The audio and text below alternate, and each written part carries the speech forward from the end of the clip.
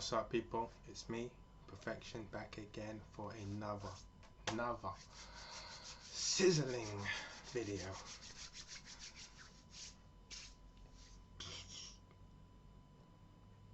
Okay, Neo. Right, let me try and do Lawrence Fishburne's voice. Okay, Neo. You have lived in that world for a long time now, and I know you have seen certain things and questioned the authenticity of what you have seen. Now it is time for you to make a decision. Now, I have two pills in my hand. One of them is the blue pill. You can take this pill and continue living the life you wish to live. In my other hand is the red pill. If you take this pill, then I will show you certain things. And you may not have an option of coming back. What pill will you decide to take? If you take the blue pill, close down this window right now and stop continuing to watch this. Take the blue pill, take the red pill, and your mind will be exposed. And all of the doubts about things that you see, about things that you thought were real, but somehow didn't quite add up, will start to make sense. Boom! You take the red pill, and here we are right now. Okay, check this out, peeps. Check this out. Can the Matrix be trusted, yo? Can the Matrix be trusted? And the answer to that question is hell no. It cannot be trusted. No, it can't be. Okay? What is the Matrix, guys? What is it? The Matrix basically is the system that we live in. Okay?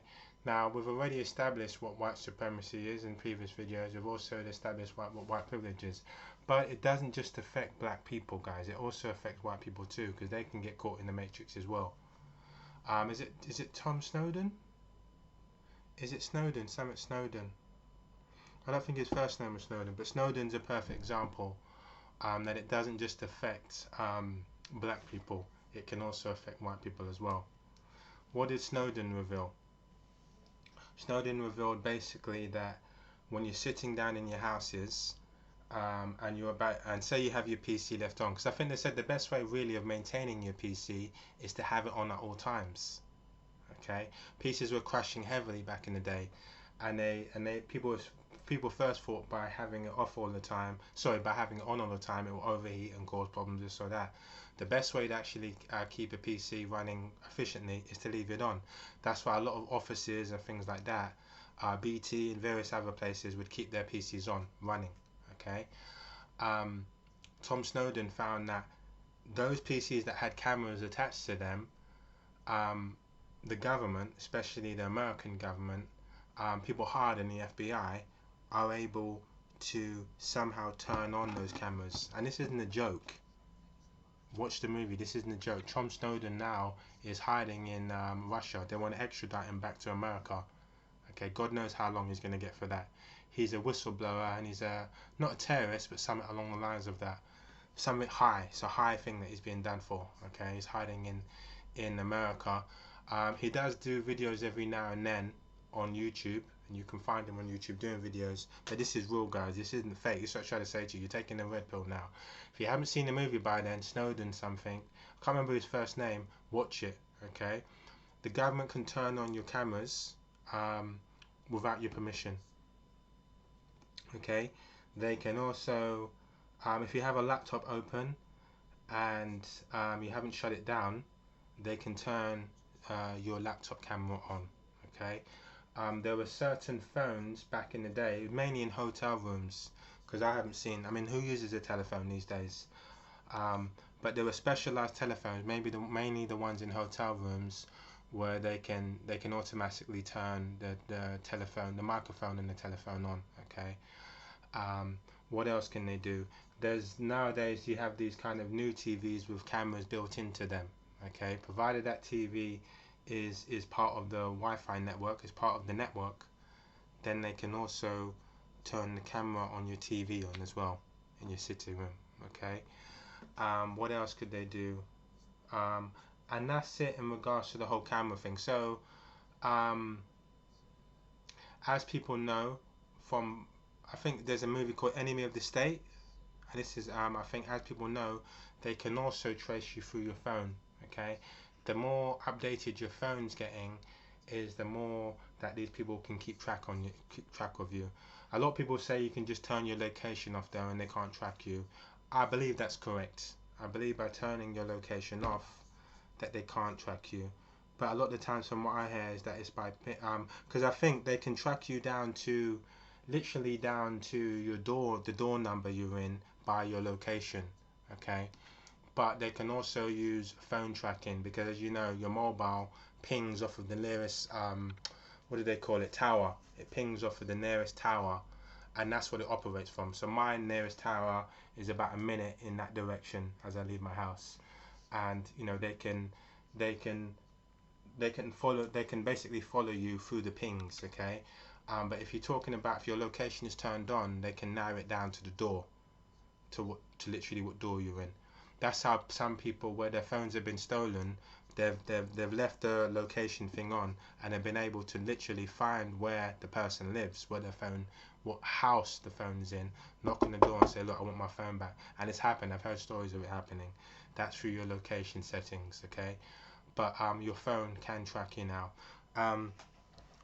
Going back to the whole Snowden movie, what they also found out, one moment.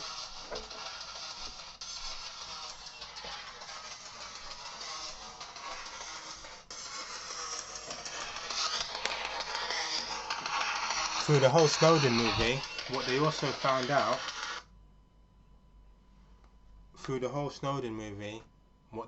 found out, is that the government also, they use Facebook as their greatest tool. Facebook is the greatest tool that they have, because with something like Facebook, they're able to, Facebook is their word to everything. Okay, Facebook shows them who your mum is, who your mum's mum is, who your mum's best friend is, who your mum went to school with, who you went to school with. Some people post everything on Facebook, where they're going, places they've been. Facebook basically is the best way of self-incriminating yourself. Now, I've met some people that are really kind of, they're confident, they believe in the government, you know, they're still taking the blue pill. So as far as they're concerned, you know, the government could never do them over. Obviously, this person, or majority of them, to a certain degree, have been indoctrinated. Okay, because they believe that the system could never do them over or anything like that. A lot of them do happen to be white people, but there's a few odd one or two black people that believe that as well. But they believe that, you know, if Facebook has everything about them, information of when they're going to the toilet, when they went on holiday. There's also something that Google does as well. This is actually quite interesting. Google, I was sitting down one day and I was having a conversation with a friend of mine, and I remember picking up my phone, and the same conversation that we were having, something came up on my phone. Something suggested came up on my phone. So we were talking about, say, Christmas lights or something like that, and I remember picking up my phone one time and seeing an ad for Christmas lights, and I'm thinking, wait a minute here, am I losing my mind? Did I type in Christmas lights into my phone? Because I don't remember searching for Christmas lights. So how the hell is my phone now suggesting Christmas lights to me? Because there's a possibility, and I think this has been on TV as well, I'm not the only one to say it, that maybe Google can access your microphone on your phone and listen to conversations that you're having. Google is able to do that, and that's probably the Google app. Remember, when you download certain apps on your phone, it will ask you, do you give us permission to do this? Do you give us permission to do that? Do you give us permission to use this? It will say those things. And if you give that app permission, then they are able to access, they can turn on your camera when they want, They can turn on your microphone when they want. Okay, but let's get into the whole. Now that we now understand the basics of the blue pill versus the red pill, what is the system? So the system really is our children, as we know, don't have a choice. They have to go. Although I heard someone on the TV the other day saying that she took her children out of school. Most kids have to go to school. They're forced to go to. I don't know about nursery, primary, nursery, infantry, primary. Okay, but let's start in something like, let's start with things like nursery and infantry. If your child comes back and they say, you know, Mum, the teacher, blah blah blah, push me or this or that, and or they can't articulate themselves, okay, and you go into school and your teacher says to you, and this is what's important as well, say the teacher looks into your face and she says, no, that's not what happened. It's not what happened. Martin was playing with Jacob, and basically they were playing and they were running, and then Martin fell over and he bumped himself. That's what happened, you know. And I said, Martin, stop doing this. And he was throwing a bit of a tantrum, but that's it really. Nothing bad happened. And say your child's trying to, no, Mum, that's not happened. She pushed me up. Us as parents would never doubt that our teacher, and we would always assume that the teachers would have our child's best interests at heart, especially for black people as well. They would never believe that a teacher could be racist towards their child. Okay, never believe that a teacher could single out their child or refuse to give their children as much time and attention as they would other children. Those things don't come into it. Okay, these things happen. These things do occur because there's something called systematic racism, which I mentioned before. But it can also happen to white children as well. It can also happen to them. If their children may be problem children or children with learning difficulties, they may suddenly discriminate against them.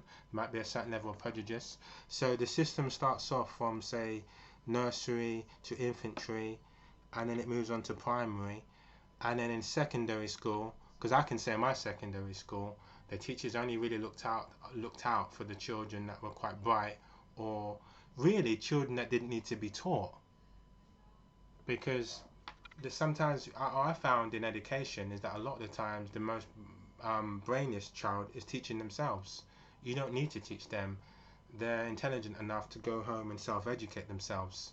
But that in my eyes isn't teaching. If you step into a class where a teacher is telling you to go home and read a book, and you ask her something, she says, look, I'm not going to tell you that, you're supposed to figure it out for yourself, then they're not teaching you, are they?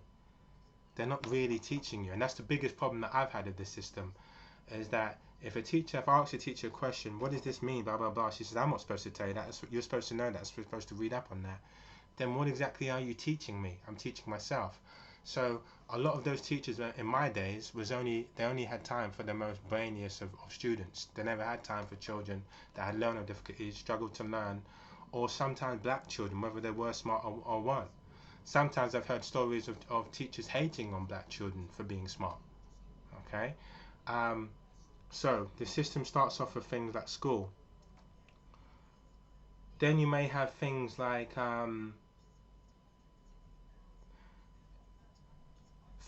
police. We've heard in America how the police sometimes pick up your children out there. Okay, your children may not know about lawyers and things like that. Can you trust the police to sit down with your son and fairly have their best interests at heart? If the police feel that your child is responsible for someone being robbed or someone being murdered or whatever it is, and we found this in the Central Park 5 thing, what was it called? Central Park 5 on Netflix, but it's called something else. What we established was when the police pick up our children, can we trust that they'll be fair with them? Can we trust that they have their best interests at heart? Or, being grown adults, them being people giving authority by the government, okay? Them being the government's first line of defense. Can we trust that they have our children's best interests at heart? That they wouldn't bully children? That they wouldn't try to incarcerate our children? they would give them the best fare. We can't. We can't.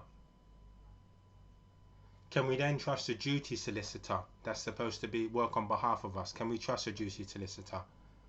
Can we trust a duty solicitor to give us the expertise that should be given to us? Because they've gone to, this is what they've gone to school for, right? To be lawyers, to help innocent people, right? That's how it's supposed to be set up. Okay, let's assume that we were dumbfounded and we're not clued up on the world, right? We would assume that a duty solicitor that comes to our aid is there to help us, right? That's what they're there for. Can we trust them? Okay, the answer is no. I'm going to get into this into my second video, and we're going to continue on about this. Thanks for staying with you guys. Sorry for the phone call. Thanks for staying with me. I'll see you in part 2. Peace.